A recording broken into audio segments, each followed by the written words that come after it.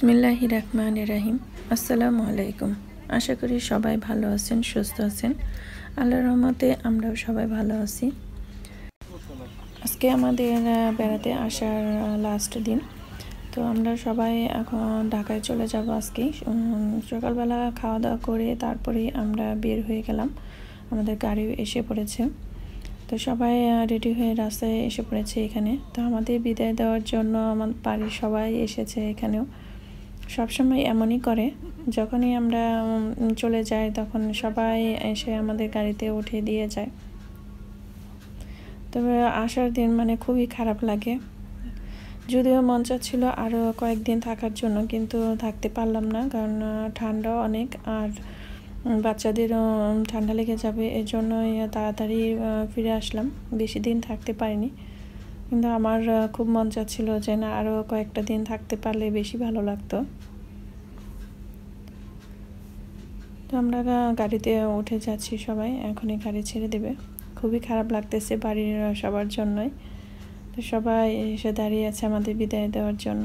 তো আব্বা মা কয়েকদিন থাকবে বাড়িতে, এই জন্য তারা আজকে আসলো না আমাদের সাথে, আর কয়েকদিন থেকে তারপরে আসবে।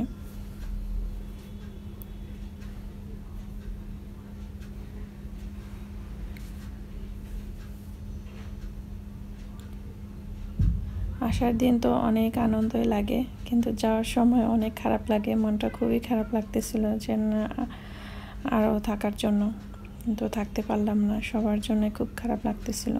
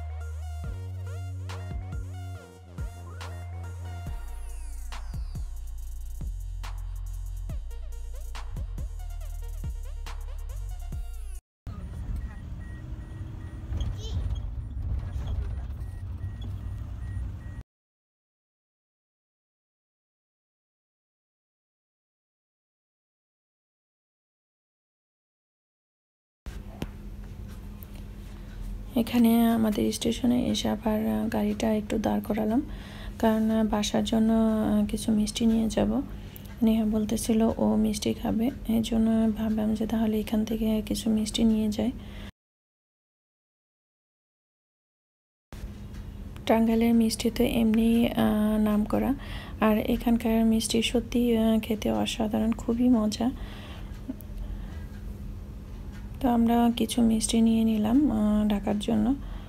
তো আমরা বাসায় এসে পড়েছি, বেশিক্ষণ লাগেনি আসতে, রাস্তায় তেমন যানজট ছিল না, এই জন্য খুব তাড়াতাড়ি এসে পড়েছি। তো এসে সব কিছু নামিয়ে গোছগাছ করে তাড়াতাড়ি করে রান্না বসিয়ে দিলাম। যত তাড়াতাড়ি সম্ভব রান্নাটা শেষ করতে হবে, কারণ সবারই এখন অনেক ক্ষুধা লেগে গেছে। তো বাড়ির থেকে নিয়ে আসছি যে সরষা ক্ষেতের শাক, আমার কাছে অনেক ভালো লেগেছে, এই জন্য মা শাক দিয়ে দিয়েছে আর কি। তো শাক, লাউ পাতা, তারপরে আমার নানুর গাছের লেবু। এখন আমি ভাতটা বসিয়ে দিই তাড়াতাড়ি। আর আজকে রান্না করব ভাত, ডাল আর ডিম ভাজি। আর মার সাথে কিছু গুঁড়া মাছও দিয়ে দিয়েছিল, তো ওখান থেকে কিছু মাছও ভাজি করে নিব। এটাই হবে আমাদের দুপুরের আজকের মজার খাবার। তো এমনিতেই অনেক ক্ষুধা লেগেছে, তো যা পাবো তাই অনেক মজা লাগবে। তো ডিম ভাজি হলে তো কোনো কথাই নেই, আমাদের সবারই খুব পছন্দ। তো মাছটা ভাজি করলেই আমার রান্নার কাজ শেষ। আর দ্বিতীয় ব্লগে আমি দেখিয়েছিলাম আমার নানু মোরগ ধরার জন্য অনেক চেষ্টা করেছিল, কিন্তু পারেনি। কিন্তু পরের দিন ঠিকই আবার মোরগ ধরে পাঠিয়ে দিয়েছিল। তো আমি জবাই করে সাথে সাথে ওইভাবেই নিয়ে আসছি। আর রাত্রেবেলাও আমি কোনো খাবার টাবার আর রান্না করিনি, কারণ অনেক খারাপ লাগতেছিল। এই জন্য বাইরে থেকেই খাবারটা আনিয়ে নিলাম আমাদের 3 জনের জন্য। তো নেহা বাবা খাবে না, আমরা 3 জনের জন্যই। নেহাই সব কিছু বের করে ওই সবাইকে খাবার দিচ্ছে। তো আমি কোনো কিছুই আর করিনি, আমার খুবই খারাপ লাগতেছিল।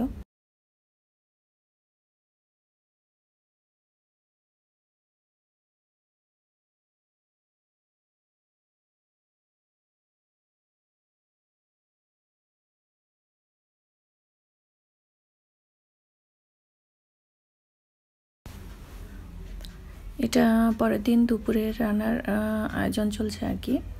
তো আমি আজকে দুপুরে করব ভর্তা ভাত। তো অনেক দিন ধরে ভর্তা ভাত করা হয় না, তো ভাবলাম আজকে দুপুরবেলা ভর্তা ভাত করি। তো সবগুলো যা যা ভর্তা বানাবো আমি সব কিছুই আগে রেডি করে নিয়েছি, সিদ্ধ করে রেডি করে রেখেছি সব কিছুই।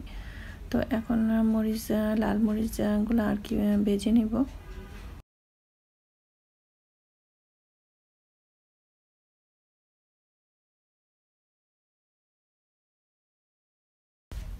এদিকে আমি ভাতের চালগুলো ধুয়ে পানি জড়ানোর জন্য রেখে দিই। আমার ভিডিওগুলো আপনাদের কাছে কেমন লাগলো অবশ্যই কমেন্টের মাধ্যমে জানাবেন। আর যদি একটু ভালো লেগে থাকে তাহলে অবশ্যই লাইক, শেয়ার এবং সাবস্ক্রাইব করে আমার পাশেই থাকবেন।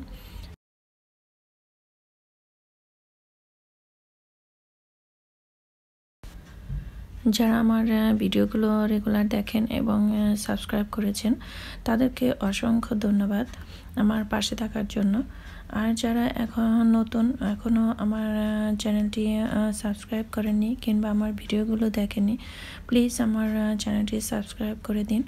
আর আমার ভিডিওগুলো দেখে অবশ্যই কমেন্টের মাধ্যমে জানান কেমন হচ্ছে।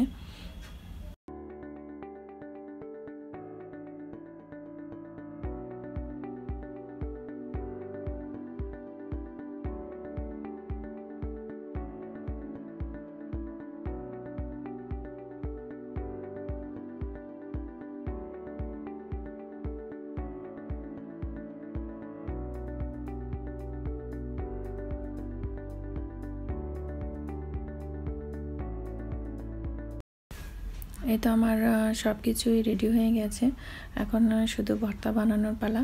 তো ভর্তা বানানোর আগে আমি একটু ভাতটা বসে দিয়ে যাই, কারণ ভাতটা এদিকে হতে থাক আর ওইদিকে আমি একে একে সব ভর্তাগুলো বানিয়ে নিব।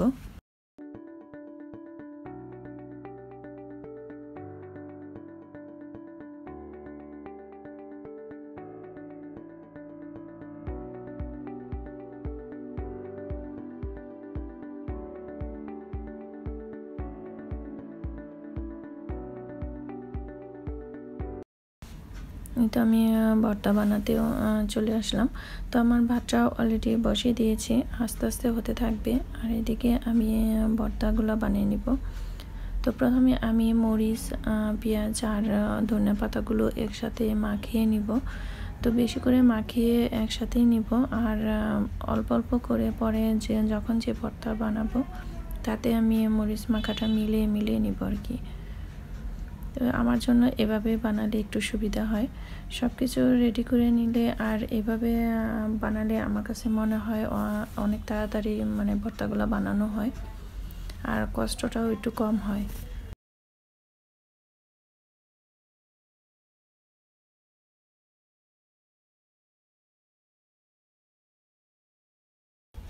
প্রথমে আমি বানাচ্ছি সিমের ভর্তা।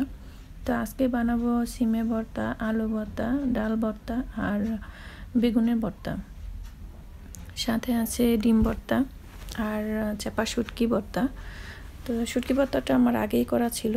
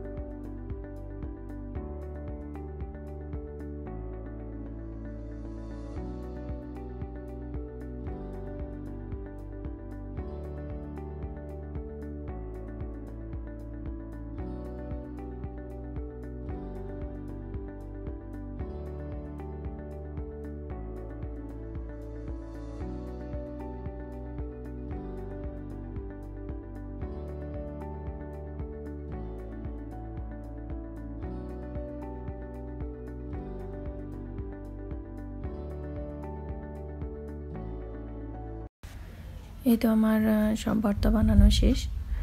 এটা হলো চাপা শুটকি ভর্তা। তো এই ভর্তাটা আগেই বানানো ছিল।